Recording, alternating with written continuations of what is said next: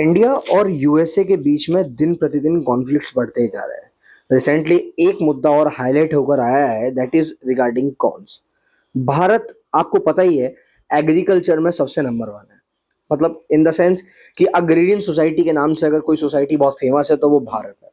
और इसी तरीके से US basically recently it is a biggest exporter of corns.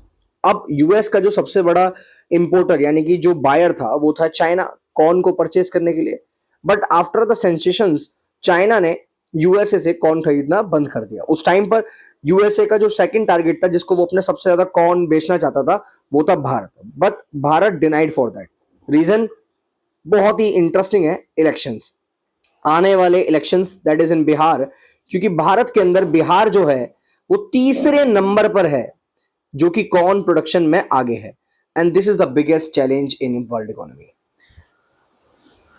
सो दोस्तों नमस्कार, मैं Mohit Sharma L K academy से, और आज की वीडियो में हम यही बात करेंगे कि किस तरीके से हम यहाँ पर एक दो चीजें देखने वाले हैं कि भाई साहब इंडिया बैन कर क्यों रहा है। हालांकि मैंने आपको जो भी 1 मिनट का एक्सप्लोजर दिया उसमें बहुत कुछ क्लियर कर दिया और बहुत कुछ बता दिया।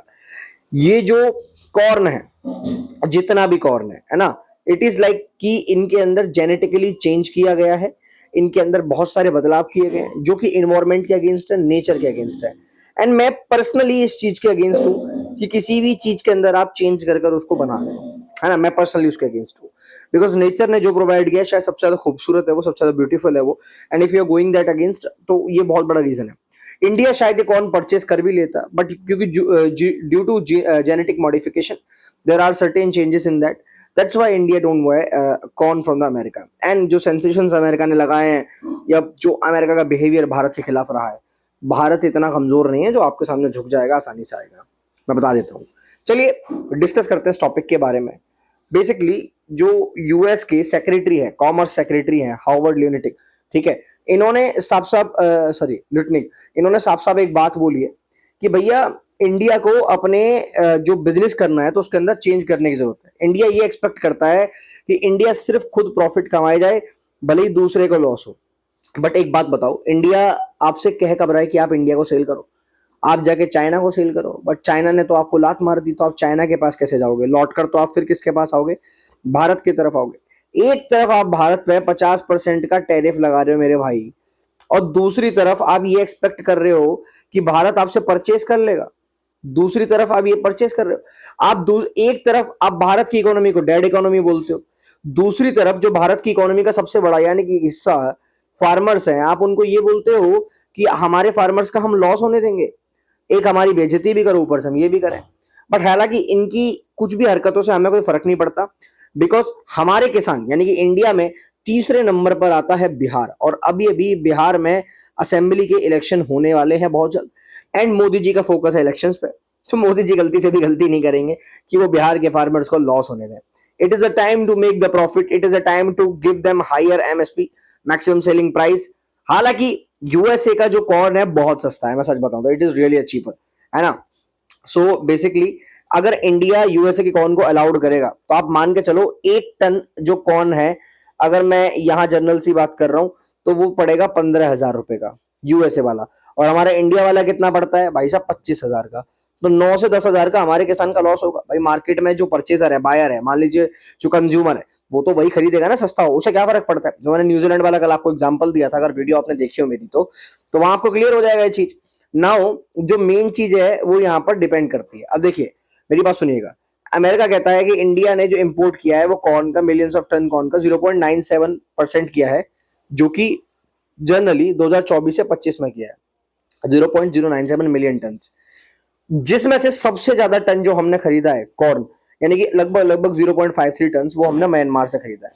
यूक्रेन से हमने 0.39 मिलियन टन परचेस किया है, और बचा हुआ मात्र 1100 टन हमने परचेस किया है यूएसए से कॉर्न। अब उसके पीछे का रीजन तो बहुत सारे हैं, बट एक बात बता दो, अगर आप 0.5 मिलियन टन कॉर्न परचेस कर रहे हो किसी भी कंट्री से, हम परचेस कर रहे हैं, इंपोर्ट कर रहे हैं, तो ऑब्वियसली बात है टैरिफ तो हम ही लगाएंगे, तो उस पर 15% का टैरिफ कैप है। बट अगर 0.5 मिलियन टन से 1% भी ज्यादा या आधा परसेंट भी ज्यादा हमने परचेस कर लिया, एक एक ग्राम भी ज्यादा परचेस कर लिया, तो उस पर हम 50% का टैरिफ लगाएंगे। It is a huge jump from 15% to 50%। And USA इसी बात से परेशान है कि दुनिया की सबसे बड़ी इकोनॉमी है हम, है ना, एक तरीके से one of the biggest economies, and आप हमसे परचेस करने को तैयार ही नहीं हो। नाउ जेनेटिकली मॉडिफाइड मेज है, जेनेटिकली मॉडिफाइड कॉर्न है, 94% of US corn is genetically modified. क्यों परचेस करूं मैं से जेनेटिकली मॉडिफाइड कॉर्न को? मुझे पता है ये मेरे लिए हार्मफुल हो सकता है, मेरे किसानों के लिए हार्मफुल हो सकता है, ये इन्वायरमेंट के लिए हार्मफुल हो सकता है। Why do I need to purchase that? India जो है वर्ल्ड की लार्जेस्ट 5th इकोनॉमी है कॉर्न प्रोडक्शन में। तो अगर जब मेरे पास इतना ज्यादा प्रोडक्शन है तो why do I need to go to the America, that type of country जो हम पर सेंसेशंस लगा रही है, हम पर ब्लेम्स लगा रही है, हम पर चीजें फालतू की बातें कर रही है। Why do I need to go there? So this is the biggest scenario that we have to look out into that matter. Apart from that, there is a most important and one of the most important thing which is called production in the dominated by the small farmers, है ना। हमारे जो corn का production कर रहे हैं, कौन कर रहा है? वो कौन कर रहा है? अरे मेरे भाई, स्मॉल फार्मर्स कर रहे हैं। इन किसानों को कैसे मरने दूं मैं? ये किसान जो मेरे देश की इकोनॉमी है, ये किसान जिन्होंने मेरे देश को संभाला हुआ है, जब कोई कंट्री मेरे देश को सपोर्ट करने के लिए तैयार नहीं थी, ये किसान मेरे देश को सपोर्ट कर रहे थे। आज इन फार्मर्स को सपोर्ट करना मेरी जिम्मेदारी है, मेरा कर्तव्य है।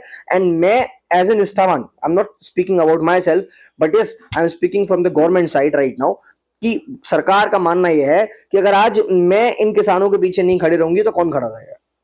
एंड चाहे तो मुझे इस किसान के लिए किसी को भी ठुकराना पड़े, मैं ठुकराऊंगी। हालांकि there can be multiple reasons. Yes, this is the thing, and one of the biggest reason behind it is also the Bihar election जो अभी होने वाला है। मैं दोबारा बिहार इलेक्शन की बात कर रहा हूँ। बहुत इंपोर्टेंट रोल करते हैं भाई साहब, इलेक्शन ही है, एक पॉलिटिशियन के लिए सब कुछ इलेक्शन है उसका, ठीक है। Why the US is pushing corn export? क्यों कर रहा है? क्योंकि यूएस वर्ल्ड का लार्जेस्ट एक्सपोर्टर है कॉर्न का, सबसे बड़ा लार्जेस्ट एक्सपोर्टर है।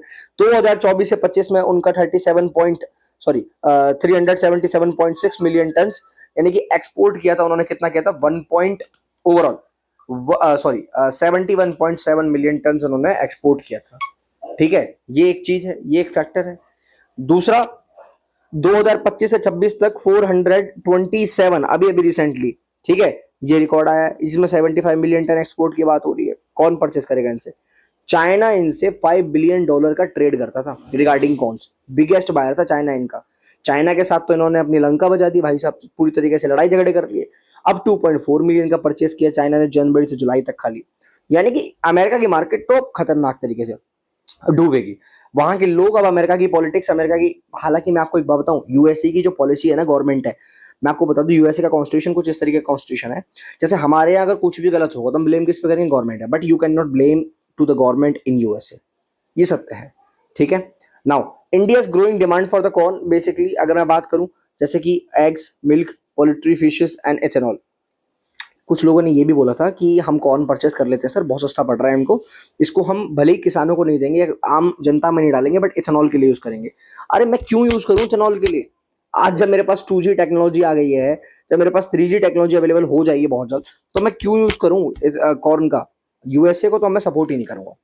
नीति आयोग ने ये सजेशन दिया था, वैसे मैं आपको बता दूं।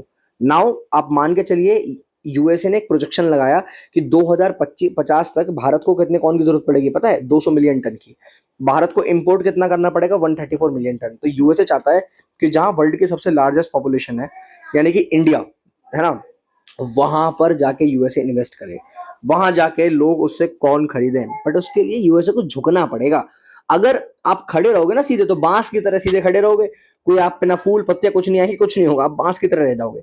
बट अगर आपको एक फल देना है ना, तो आपको झुकना पड़ेगा। सिंपल सी बात ये है ना।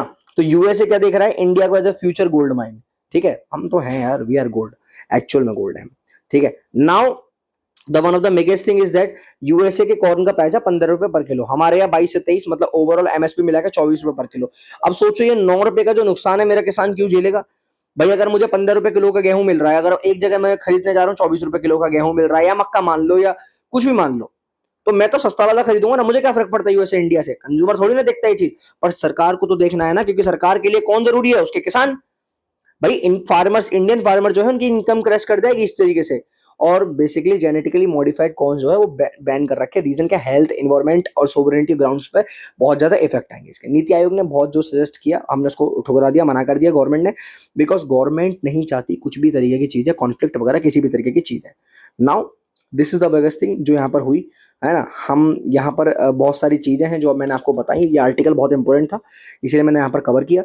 Now guys let me tell you about the one of the most important thing, if you want to join any of the courses GPSC, UPSC, NDA, CDS, you can get maximum discount by using my code and by scanning this QR. चलिए दोस्तों, I hope आपको video पसंद आया होगा। मिलेंगे अगली video में, तब तक के लिए जय हिंद, धन्यवाद।